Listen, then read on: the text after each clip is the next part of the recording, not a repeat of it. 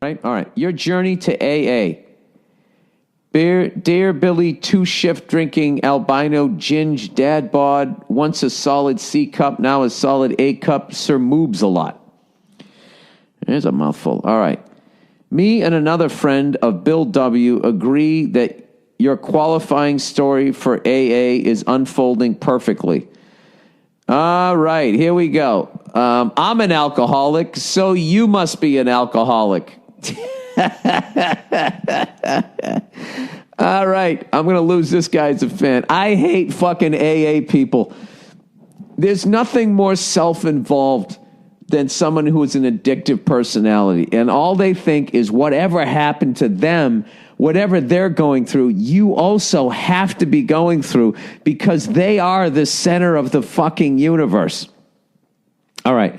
From your off the wagon, on the wagon, off the wagon, to your let's try some controlled drinking, you are perfect AA material. Can't wait to hear about your surrender and your acknowledgement that you lack, and that lack of power is your dilemma. Oh, Jesus Christ. Stop projecting all of your shit, you fucking loser. I fucking hate people in AA. I really do. Not all of them, but people like this. Listen, dude, just because you were under the sink during your kid's birthday drinking fucking mouthwash, don't break my balls over a... I don't have to go to your dumbass fucking meeting. I've gone to some AA meetings. Dude, the stories you guys tell, my jaw is on the fucking ground. You guys make me look like a fucking fairy. He's in denial right now. But dude, I'm going to tell you something that I just did. I just went off the wagon for 6 days, drank like an animal yesterday, and while I was drunk, effortlessly said, you know what, I'm not drinking anymore. Effortlessly. I didn't have to surrender and say, I have no power over this. I don't need to go down to your dumbass group and smoke cigarettes and eat donuts with all you guys down there with your blown out fucking wallflower noses. All right? I'm fine. Anyways, and your discovery that there is a power greater than yourself, one who can solve all your problems. Yeah, or one that you can dump all your shit on. It's a great life. You could even say it's a life second to none. One day at a time. Easy does it. Keep it simple, stupid. I just can't wait to hear you speak from the podium, delivering a message of hope. It's not the meetings you make. It's the steps you take. Thankfully, there are only 12 of them. Ugh. Love, your biggest 32-year-old blonde Nigerian fan. Hey, God bless you in your sobriety, but no. All right, whatever. This is how my sobriety works. I just like how I feel when I'm sober. I like how I look. I like the weight that I become. It's total vanity. And there becomes a point in your life where you're just too fucking old to drink. It just beats the shit out of you. So, thank you, sir, but I don't need to go down there and surrender. And, you know, I'm telling you right now, if you think you're a fucking alcoholic, go to a goddamn AA meeting. These fucking people, I swear to God, they'll tell stories where like they're sitting there, half their nose is hanging off their face, and they're just going like, so I take some duct tape and I fucking tape my nose back onto my face, and all I'm thinking is I got to go back to the liquor store and get more booze, man.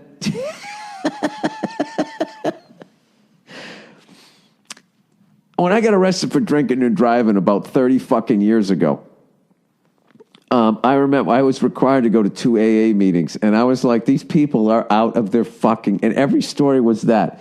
They would do, and then I belted my wife in the face. I actually hit my wife over the head with our own child.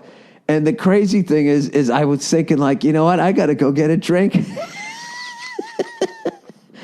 Now look, I shouldn't be laughing at people that have that much of a fucking problem. Okay. But, I can tell you this, sir, I don't need to surrender to anything. All right. I know that there are times in my life when I drink too much, and I have the ability to look at myself, say I have a problem, and then fucking walk away from it. That's it. All right? And I want to tell you, I want you to answer me. Name one of your fucking AA friends down there that can come off the wagon and drank like I did, yesterday. I drank 6 out of 7 days. I had 2 drinks one day. I had a beer the next day. Didn't drink the next day. I had 2 drinks at the John Mayer Chappelle thing. And then had 2 drinks the next day. And then fucking got hammered at the Rose Bowl. And now I can just be like, all right, fuck that. I'm not doing that now. That's it. I can do that, sir. I'm sorry that you can't do that. I'm sorry that you need to go down there and put your arms around a bunch and we'll all go down together. And they got to give you a little chip ooh, here's your little fucking cookie. God bless you. How many fucking people am I losing on this podcast? God bless you, buddy, if that's what the fuck you have to do. Are you one of those alcoholics, too, who's still a fucking cunt? And then blames everything on your fucking disease. Oh, sorry, bro. I just got a lot of shit coming up. You got that built-in fucking excuse. Anyways, not saying they're all like that because I know a lot of cool people that are in fucking AA. But I really think that if you're an alcoholic, that when you're drinking, your life just falls apart. It really does. You know what I mean? I wake up hungover for flights, and it sucks. And I definitely am not a casual drinker. I'm definitely a fucking binge drinker. And I know that I shouldn't be doing that shit. But if I actually had a real fucking job, that's my biggest problem, is I don't have a fucking job. So, I have to tell you, when I'm really fucking busy and I have shit to do, I don't really drink. But the thing is, right now, it's fucking Tuesday. It's 9 a.m. I'm sitting here in my fucking pajamas, and I could just sit here for the rest of the goddamn week. I don't have anything to do. If I wasn't so fucking responsible, patting myself on the back, there's a bunch of shit that I could just put off to next week, and I could just sit here drinking non-fucking stop. So that's the problem. My problem is my fucking free time. So I respect the fact that you're trying to help me. My wife, on the other hand, I've told her a bunch of times saying, am I an alcoholic? She goes, God, Bill, you're not an alcoholic. You're not a fucking alcoholic. So I would think that she would know. She lives with me, but I appreciate it. And all he's going to say the whole time is he's in denial. He hasn't been willing to fucking accept. You know what alcoholics are like? They're like Madonna. Madonna always just did over-the-top shocking stuff. You know what I mean? And then if you've been like, Madonna, that music video sucked. And then they get to hide behind, well, all I was looking for was a reaction. It's art. Art is just, you can't judge it and blah. No, that fucking stinks. So there you go. I don't know. Listen, I'm open to the idea if I am an alcoholic, but there's no fucking way I'll ever be able to go to a meeting. There's no way I'm not going to go down there and just not fucking laugh my balls off listening to your fucking stories that would make Keith Richards go, Jesus Christ. I know a guy that he drank so much, he did a face plant. His fucking teeth, one of his teeth fucking went through his lower lip.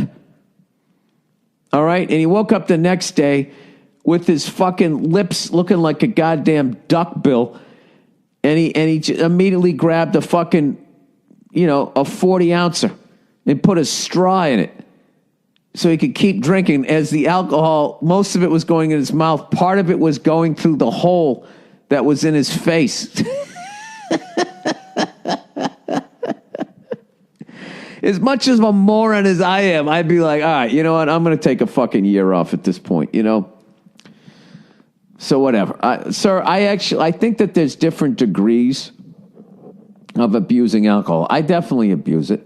Admittedly, I'm wrong. And it's definitely gotten out of control. But I'm like a habit guy. Like if I'm working out, I'm fucking working out like a maniac. If I'm sitting around and I'm eating bad food, I eat bad food like a fucking maniac.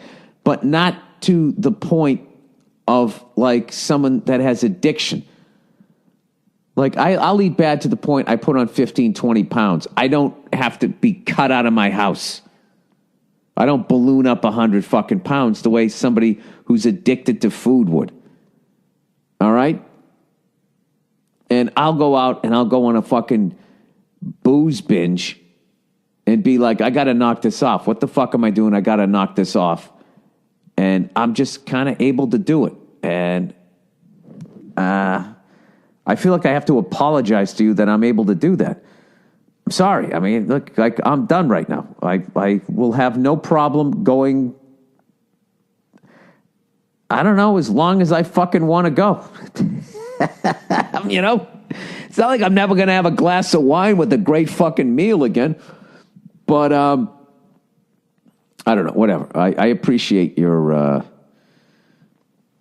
concern. But, I am going to be sober now just out of vanity because I got this new fucking diet, right? And that Dean Del Rey was telling me about. And when I do when I'm on his diet, and if I just go for a fucking walk around the block with my lovely daughter, I do that a couple times a day, and I'm not drinking and I'm not eating sugar or anything like that. I barely have to work out, and everything just falls off you. And it's the easiest way to stay in shape, and I fucking hate working out. So that's way more appealing to me than, as much fun as I had over the last fucking week. I mean, it's way more appealing at my age, And plus I got a kid, I got to have a kid, and I can't be like fucking, I just can't do it. I can't have it in my fucking life, and that's it. So I don't need to go down there and do all of that bullshit, all right? I'm a comedian, all right? I don't like groups.